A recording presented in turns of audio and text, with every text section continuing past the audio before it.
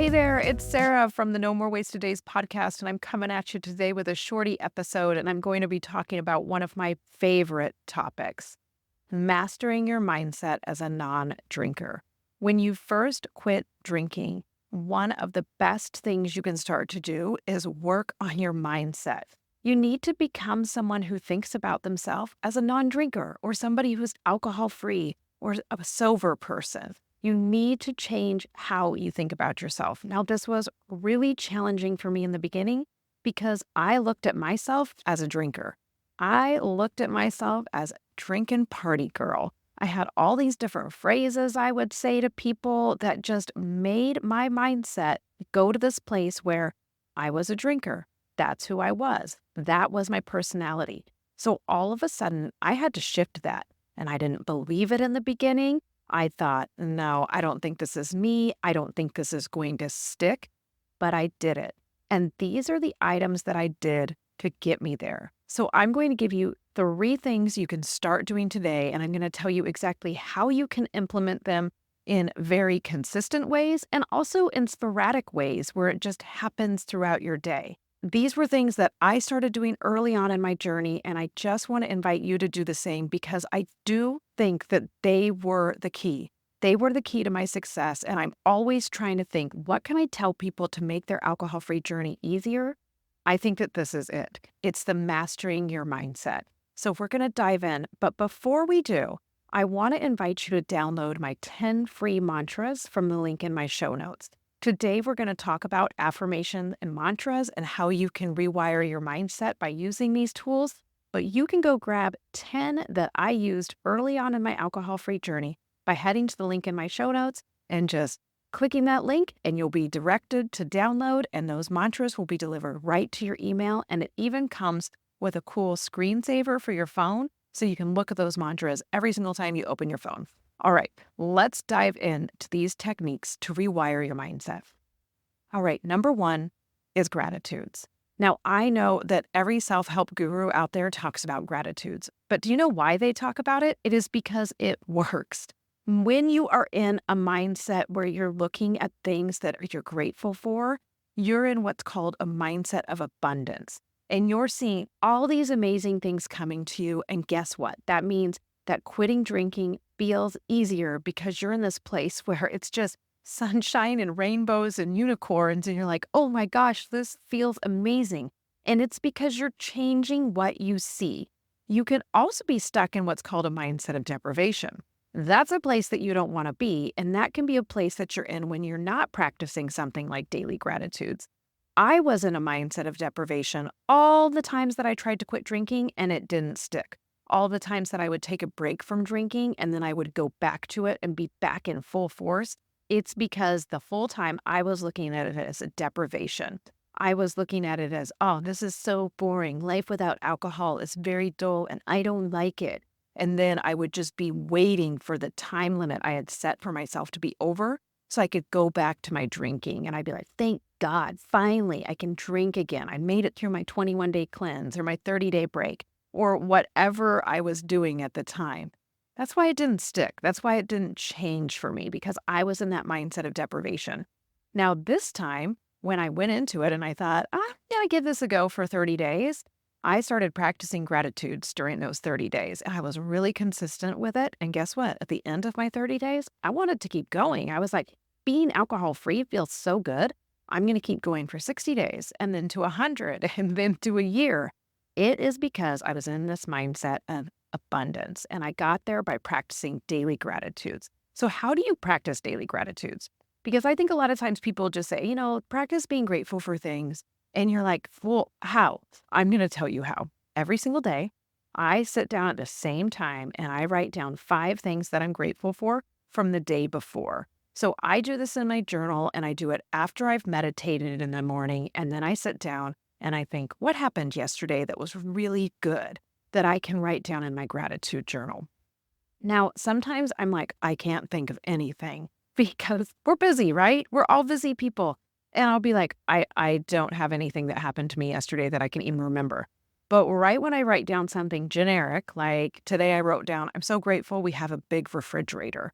because we lived in a camper trailer for 3 years and we had a small refrigerator. And I'm like, I never want to lose gratitude for this big refrigerator. So I wrote that down. And then guess what? The floodgates opened. All of a sudden, my mind was in that mindset of looking for things to be grateful for, and writing down the next four came so easily. Now, a lot of times people will say, okay, I'm trying to do the gratitudes. I'm having a hard time coming up with things. And that is because you're writing down those generic things only.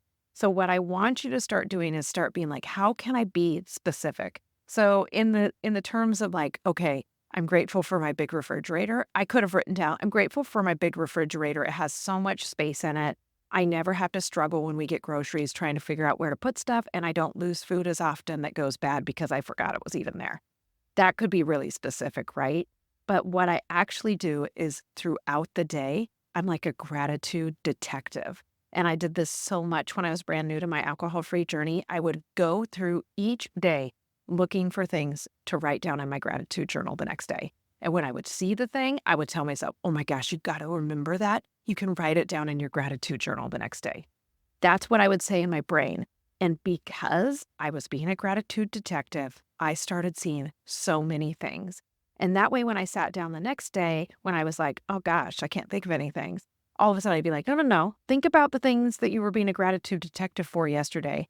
And all of a sudden those things would start coming into my brain because I would say, this is really good. You should write this down in your journal tomorrow. Another thing I did early on in my journey is I used my gratitude journal to write down things I was grateful for because I was alcohol free. So writing down things like, I'm so grateful I just hit 15 days alcohol free. I'm so happy that I'm hangover free and it's a Saturday. I'm super grateful for how good my coffee tastes when I'm not hungover. Start finding those things, and then that starts sending messages to your brain that say, oh my gosh, an alcohol-free life is so cool. There's so many things that I'm so grateful for because I'm living this alcohol-free life. Now, I have made it a consistent practice, and that's what I'm going to urge you to do too. If you're like, writing 5 things down is a lot, then write down 3. But please have somewhere where you can write it down consistently, and it's the same place, same time every day, because then it's turning into a habit for you. And just like drinking was a habit, you can make your gratitudes a habit. Another thing you can do is just being sporadic with it, because sometimes you just need to get out of a doomsday spiral. I'm in there sometimes, right? I'm thinking, oh my gosh, life is too overwhelming. This is so chaotic. Nothing is going my way. When I start catching myself having those thoughts, I start looking around and I start listing off things to be grateful for. Oh my gosh, look at that view. Oh, look at that over there. Look at the sunrise. Oh, look at my dog being so funny, waiting for her string cheese as I'm eating it, just politely begging. So I start thinking of all the different things to be grateful for, and all of a sudden I'm out of that doomsday spiral. So that's another way you can do it, where you can just have fun with your gratitude practice and be more sporadic. But no matter what, practice those daily gratitudes. Okay, number 2, affirmations. Now, this is the thing where people go, oh no, this is some hippy dippy BS right here, and I'm not going to do it. Before you do that, I want to tell you that there's actually scientific data that when people are writing down affirmations, you can see parts of their brain light up on how they view themselves and if they view themselves in a positive way. So don't think of it as hippy dippy. It's actually science. You're retraining your brain on how to think about yourself. Now, like I was saying in the beginning, I thought about myself as a drinker. I was like, I'm drinking party Sara, IPA all day. You can't drink all day if you don't start drinking in the morning. These were things that I said all the time to myself that I thought were funny or playful, but they became my truth. They became who I was. So when I quit drinking, I had to change those things. I had to start looking at myself as a non-drinker. And I also had to look at myself as a non-drinker that was fun, because that was really important to me. I wasn't like, oh, no, I'm a non-drinker and I go to bed at 7 p.m. each night and I do all these nerdy things. No, I had to be like, I'm a non-drinker and it's kick-ass and I have so much fun. And the way I started doing this was through daily affirmations. I still write down daily affirmations every single day. My affirmations have changed as my alcohol-free journey has grown and as I've had different goals. because I write down my affirmations about things in my business. I write down affirmations for things in my house build, for myself as a parent. The power of affirmations is so strong, and I believe it so much that this is a practice that's a regular for me. Every day, after I do my gratitudes, I write down my daily affirmations. And I write them down kind of slow, and I think about them, and I let them soak in. Right now, one of my affirmations about not drinking is I know that my sobriety is important, and I put in the work every single day to stay sober. That's the affirmation that I write down every day. It's the first one. Now, that one's a lot more detailed than the one that I used at the very beginning of my journey, which was every single day I wrote down, I do not drink. Very simple. I trained my brain to believe I do not drink by writing that down and saying it out loud and really internalizing it. To the point where when I'd walk through the grocery store and I'd see my favorite beer on an end cap that was for sale, my instincts would be to grab it. And then all of a sudden my new mindset would go, no, you don't drink anymore, remember? I don't drink. And I feel like, oh yeah, that's right. And it was almost this playful thing instead of this like, oh yeah, I don't drink anymore. It was this really positive thing because of the way I set it up. So I want you to think about what works for you. And like I said, I have 10 mantras or affirmations that you can go download from the link in the show notes. They're free to download. You'll get them in a cool PDF that explains how to use them. You can pick out the ones that work for you and leave the rest behind if they don't work. And you'll also even have them as a screen background for your phone so you can see them and be reminded if that's something that motivates you. Now, talking about mantras, because before I was talking about affirmations, and there is a little bit of a difference. So affirmations are something that you say to yourself every single day to really rewire those thoughts that you have. Mantras are something that you say that are quick, short, and they will get you through a hard situation. So when you're having a craving, you need mantras. I had things like, I am stronger than alcohol. I would say that to myself. I would say, hangovers suck.